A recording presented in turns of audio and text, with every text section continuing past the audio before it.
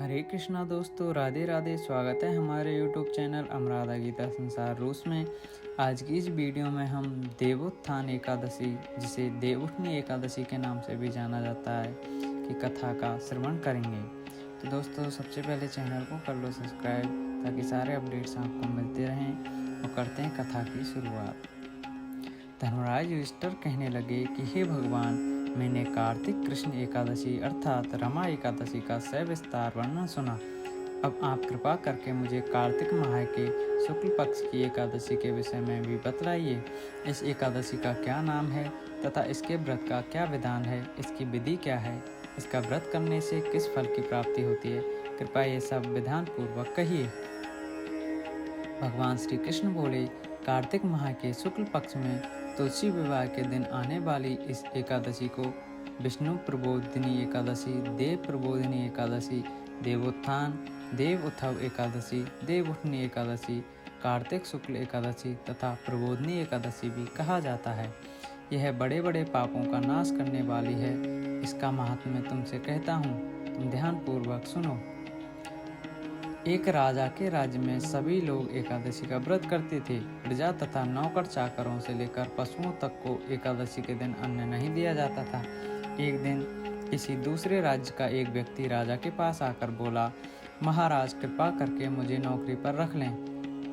तब राजा ने उसके सामने एक शर्त रखी, ठीक है, रख लेते हैं, किंतु रोज तो तुम्हें खाने को सब कुछ मिलेगा, पर एकादशी को अन्न नहीं मिलेगा। उस व्यक्ति ने उस समय हाँ कर ली, पर एकादशी के दिन जब उसे फलाहार का सामान दिया गया तो वह राजा के सामने जाकर गिड़गिड़ाने लगा, महाराज, इससे मेरा पेट नहीं भरेगा, मैं भूखा ही मर जाऊंगा, मुझे अन्न दे दो। राजा ने उसे शर्त की बात याद दिलाई, पर वह अन्न छोड़ने को तैयार नहीं हुआ। तब राजा ने उसे आटा, दाल, चावल आदि दिए। वह नित्य की तरह नदी पर पहुंचा और स्नान कर भोजन पकाने लगा। जब भोजन बन गया तो वह भगवान को बुलाने लगा, आओ भगवान, भोजन तैयार है। उसके बुलाने पर पीताम्बर धारण किए भगवान चतुर्भुज रूप में आ पहुँचे तथा प्रेम से उसके साथ भोजन करने लगे। भोजन आदि करके भगवान अंतर्ध्यान हो गए तथा वह अपने काम पर चला गया। 15 दिन बाद अगली एकादशी को वह राजा से कहने लगा कि महाराज, मुझे दुगना सामान दीजिए।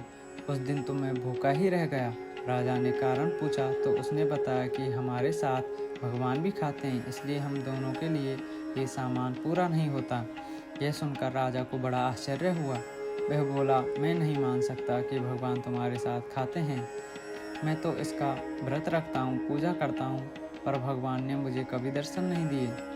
राजा की बात सुनकर वह बोला, महाराज, यदि विश्वास ना हो तो साथ चलकर देख लें। राजा एक पेड़ के पीछे छिपकर बैठ गया। उस व्यक्ति ने भोजन बनाया तथा भगवान को शाम तक पुकारता रहा, परंतु भगवान न आए। अंत में उसने कहा, हे भगवान, यदि आप नहीं आए तो मैं नदी में कूदकर प्राण त्याग दूंगा। लेकिन भगवान नहीं आए। तब वह प्राण त्यागने के उद्देश्य से नदी की तरफ बढ़ा। प्राण त्यागने का उसका दृढ़ इरादा जान शीघ्र ही भगवान ने प्रकट होकर उसे रोक लिया और साथ बैठकर भोजन करने लगे। खा पी कर वे उसे अपने विमान में बिठाकर अपने धाम ले गए। यह देख राजा ने सोचा कि व्रत उपवास से तब तक कोई फायदा नहीं होता जब तक मन शुद्ध ना हो। इससे राजा को ज्ञान मिला। वह भी मन से व्रत उपवास करने लगा और अंत में स्वर्ग को प्राप्त हुआ। इसी के साथ देवउठनी एकादशी की कथा का समापन होता है। मिलते हैं अगली वीडियो में दोस्तों, तब तक के लिए ओम नमो भगवते वासुदेवाय नमः।